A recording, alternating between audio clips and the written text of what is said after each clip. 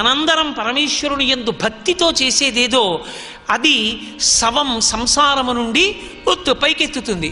ఓ సవం అది ఉత్కృష్టమైన యజ్ఞము, అది వెంకటేశ్వరానుగ్రహం చేత గొప్ప అనుగ్రహాన్ని వర్షిస్తుంది. కలియుగంలో అందరూ యజ్ఞయాగాది క్రతువులు చెయ్యలేరని పరమేశ్వరుడు మనని అనుగ్రహించడానికి అన్ని ఉత్సవాల్ని కృప చేశాడు.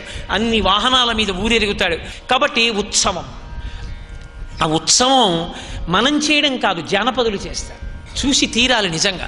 అందుకని మహానుభావుడు అమ్మకిచ్చిన మాట నిలబెట్టుకోవడానికి, వకుళమాతని తల్లిగా స్వీకరించడానికి, పద్మావతి పరిణయం చేసుకోవడానికి, మనని అనుగ్రహించడానికి, ఇన్ని కారణాలకి ఎవరూ ప్రార్థించకపోయినా ఇన్ని కష్టాలు పడి భూలోకంలో వెలిసి ఇంతమందిని ఉద్ధరిస్తున్న అఖిలాండకోటి బ్రహ్మాండ నాయకుడైన శ్రీ వెంకటేశ్వరుని కన్నా గొప్ప అవతారం ఎక్కడుంటుంది? అందుకే మహానుభావ, వెంకటాద్రి సంస్థానం బ్రహ్మాండే నాస్తి కించన వెంకటేశ సమోదేవో నభూతో నభవిష్యతి. వెంకటేశ్వరునితో సమానమైన అవతారము ఇతపూర్వము లేదు, ఇక ముందు ఉండదు. వెంకటాద్రి సంస్థానం బ్రహ్మాండే నాస్తి కించన. వెంకటాద్రి, అద్రి అంటే పర్వతం, వెంకటాద్రి అంటే వెంకటాచల పర్వతము లేదా వెంకటాచలము. అచలము అన్నా పర్వతమే కదా. ఈ పర్వతంతో సమానమైనటువంటి ప్రదేశము బ్రహ్మాండమునందు వేరొకటి లేదు. ఏ కారణం చేత లేదు? లేదు అంటే అంత ఎత్తైంది లేదనా, అంత బరువైంది లేదనా, అంత వెడల్పైంది లేదనా, అన్ని ఓషధులతో కూడుకున్నది లేదనా?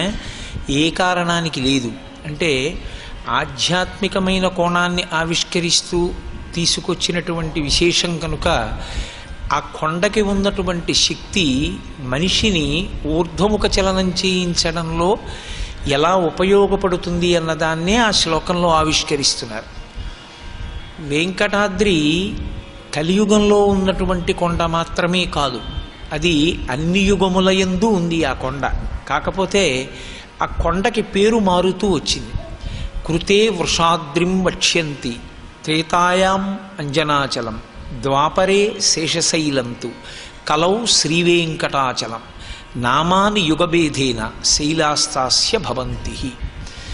యుగములయందు ఒక్కొక్క యుగంలో ఆ కొండకి ఒక్కొక్క పేరు, కానీ అన్ని యుగములయందు మాత్రం కొండ అలాగే ఉంది. అలాగే ఉన్నటువంటి ఆ కొండకి అంత ప్రాశస్త్యం కలియుగంలో ప్రత్యేకించి రావడానికి కారణమేమి అంటే, జనక మహారాజు గారు అడిగిన ప్రశ్నకి శతానందుల వారు సమాధానం చెప్తున్నారు భవిష్యోత్తర పురాణంలో. అందులో కృతయుగంలో అసలు ఆ పర్వతానికి వృషాద్రి అన్న పేరు ఏ కారణం చేత కలిగింది అంటే, వృషభాసురుడు అని ఒక రాక్షసుడు. రాక్షసులు కూడా ఈశ్వరారాధన చేస్తూ ఉంటారు, కానీ వాళ్ళ ఆరాధన ఉగ్రంగా ఉంటుంది. ఇలా ఎందుకు పూజ చేయడం అని అనిపిస్తుంది మనకి. అంత తమాషాగా ఉంటుంది వాళ్ళ పూజ. సంధ్యావందనం చేసేవాడు చక్కగా ఓ చోట కూర్చుని అర్ఘ్యం ఇస్తే చాలు, అంతేకాని బలం ఉంది కదా అని చెప్పి 10 చోట్లకు పరిగెత్తి అర్ఘ్యం ఇవ్వక్కర్లేదు. కానీ మీరు శ్రీరామాయణంలో చూస్తే వాలి 4 సముద్రాల దగ్గరికి వెళ్ళి అర్ఘ్యం ఇస్తూ ఉంటాడు. ఎందుకు అలా 4 సముద్రాల దగ్గరికి పరిగెత్తి వెళ్ళి అర్ఘ్యం ఇవ్వడం ఎందుకు అంటే, ఆయనకు ఒంట్లో బలం ఉంది, అర్ఘ్యం ఇవ్వడంలో కూడా బలం చూపిస్తూ ఉంటాడు. అర్ఘ్యం ఇచ్చేటప్పుడు బలం అక్కర్లేదు, అర్ఘ్యం ఇచ్చేటప్పుడు శ్రద్ధతో ఇచ్చేస్తే చాలు. అర్ఘ్యం ఇచ్చేవాడు ఎలా ఇవ్వాలి అని అడిగారు. దానికి వ్యాఖ్యానం ఉంది, సంధ్యావందన మంత్రములకు వ్యాఖ్యానం.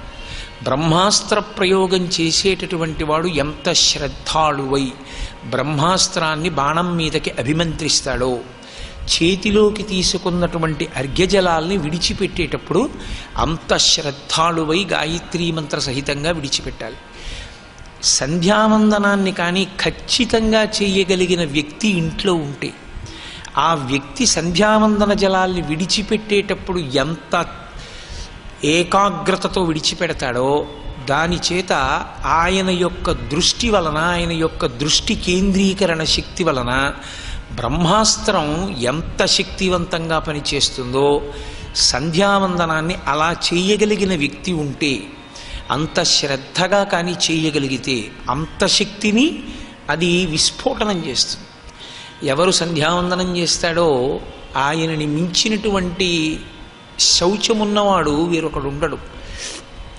అందుకే మీరు ఒక విషయాన్ని గమనించండి, సనాతన ధర్మమునందు అన్ని ధర్మమునకు కట్టుబడి ఉంటాయి. ఆఖరికి యుద్ధం చేసినా కూడా ధర్మం కోసమే. యుద్ధం చేసినా కూడా ధార్మికంగానే. మధ్యాహ్నం 12 గంటలు అయ్యేటప్పటికీ కురుక్షేత్ర సంగ్రామంలో భీష్మాచార్యుల వారు రథం మించి కిందకి దిగేవాడు. జలపాత్ర పక్కన లేకపోతే యుద్ధభూమిలో ఉన్న మట్టిని దోసిటితో తీసుకుని అర్ఘ్యం ఇచ్చేవాడు. మట్టితోనైనా అర్ఘ్యం ఇచ్చాడు, కానీ నీరు పక్కన లేదు కదా అని చెప్పి అర్ఘ్యం ఇవ్వడం మాత్రం ఆయన మానలేదు. సూర్యాస్తమయం అయ్యేసరికి యుద్ధాన్ని ఆప్చేసేసేవారు. అంత ధార్మికంగా ఉండేది. యుద్ధం కూడా ధర్మంతో ముడిపడిన దేశం ఏదైనా మీకు లోకంలో ఉంటే అది ఒక్క భారతదేశమే. అంత గొప్ప దేశం. ధర్మము అన్న మాట మీద పూర్తిగా ఆధారపడి ఉంటుంది ఇక్కడ ఉండే జీవన క్రమం. ధర్మము అన్న మాటను వాడగలిగినది ఒక్క సనాతన ధర్మమే. అంత గొప్ప ధర్మానికి చెందిన వాళ్ళం మనం.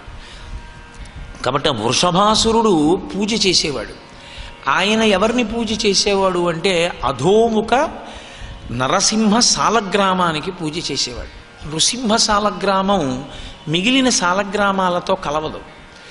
ఆ సాలగ్రామం ఎవరైనా ఇంట్లో పెట్టి పూజ చేసేవాళ్ళు ఉంటే వాళ్ళకి తెలుస్తుంది సంప్రదాయ నిష్టలో. దాన్ని పూజ చేసే వాళ్ళకి అందులో ఉండేటటువంటి లోతుపాతులు తెలుస్తాయి. నృసింహ సాలగ్రామాన్ని మిగిలిన సాలగ్రామాలతో కలిసి నైవేద్యం పెడితే ఇల్లు ఉడికిపోతుంది. దానికి ఆ నైవేద్యం సరిపోదు. నృసింహ సాలగ్రామాన్ని వేరు చేసి నైవేద్యం చేస్తారు. ఒకప్పుడు శృంగగిరి పీఠాధిపతులు చంద్రశేఖర భారతీ స్వామి వారు ఒక యజమాని ఎందుకు ఇబ్బంది పడుతున్నాడో కళ్ళు మూసుకుని ధ్యానం చేసి చెప్పారు, నీ ఇంట నృసింహ సాలగ్రామానికి వేరు నివేదన లేదు అని. ఆయన అటువంటి అధోముఖ సాలగ్రామానికి పూజ చేస్తాడు. ఒక రాక్షసుడు వృషభాసురుడు ప్రతిరోజు తుంబురు తీర్థంలో స్నానం చేస్తాడు. తుంబురు తీర్థం వెంకటాచలంలో చాలా ప్రఖ్యాతమైనటువంటి తీర్థం. మీరు కొన్ని మాటలు జాగ్రత్తగా పరిశీలించాలి. నేను యాత్రకి వెళ్ళొచ్చానండి అనరు, నేను తీర్థయాత్ర చేసి వచ్చానండి అంటారు. తీర్థయాత్ర అన్న మాట వాడతారు. తీర్థయాత్ర అన్న మాటకి ఏమిటి అర్థం? ఈశ్వర దర్శనమా, మజ్జనమా? స్నానము వేరు. అసలు స్నానం అంటే మజ్జనము. మజ్జనం అంటే తల తడిసిపోవాలి, అందులో మునగాలి నీటిలో. అది నది యందు చేస్తారు. 2 తీర్థమునందు స్నానం చేయడం కోసమే యాత్రకెడతారు.